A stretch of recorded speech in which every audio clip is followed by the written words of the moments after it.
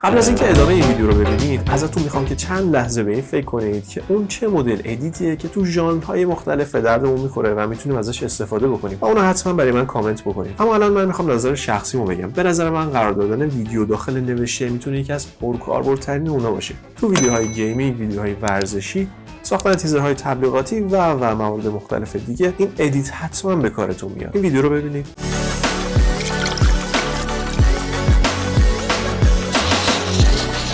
بعد از وارد کردن تصویر به پریمیر گزینه تایپ رو میزنم و روی تصویر کلیک میکنم. بعد هم متن مورد نظر خودم رو مینویسم. میتونید اینجا متنتون رو جابجا کنید و جایی که دوست دارید اون رو قرارش بدید. از پنجره ویندو گزینه سنتیال گرافیک رو فعال میکنیم.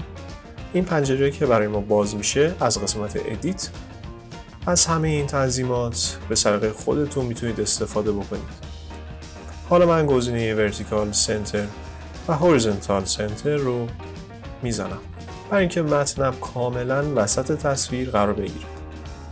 از این قسمت میتونم اسکیل کارم رو بزرگتر کنم.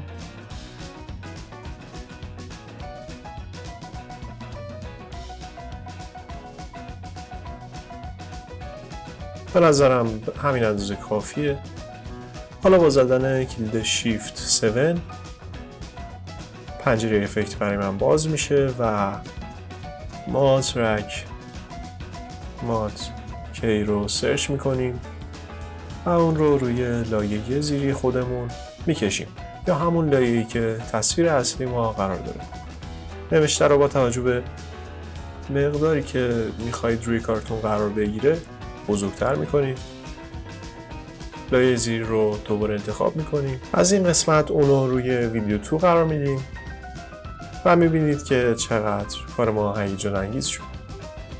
14مین قسمت از چالش سی رو سی پست هم به پایان رسید. یادتون نره که 13 تا قبلی رو ببینید. فعلا